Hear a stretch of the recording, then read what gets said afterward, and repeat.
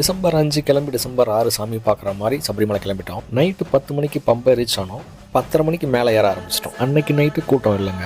ஏறிட்டு இருக்கும்போதே ஹரிவராசனம் ஓட ஆரம்பிச்சது. 11:30 மணி நட ஆரம்பிச்சிட்டாங்க. 3 மணிக்கு நட திறக்கிற வரைக்கும் சன்னிதானத்தில் வெயிட் பண்ணோம். மணி 3 ஆயிடுச்சு. சுப்பிரபாதம் போட்டாங்க.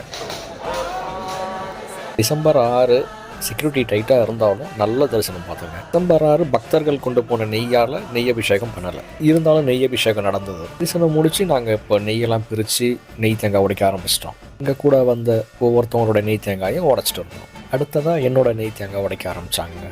ஐயப்பனை வேண்டிக்கிட்டு என்னோட நெய் தேங்காய் உடைக்க கொடுத்தேன். ஒவ்வொரு முறை போகும்போதும் நெய் கெட்டியாக இருந்து பார்த்தேன். ஆனால் இந்த வருஷம் பார்த்தீங்கன்னா ஒரு பந்து மாதிரி உருண்டு போய் விழுந்ததுங்க.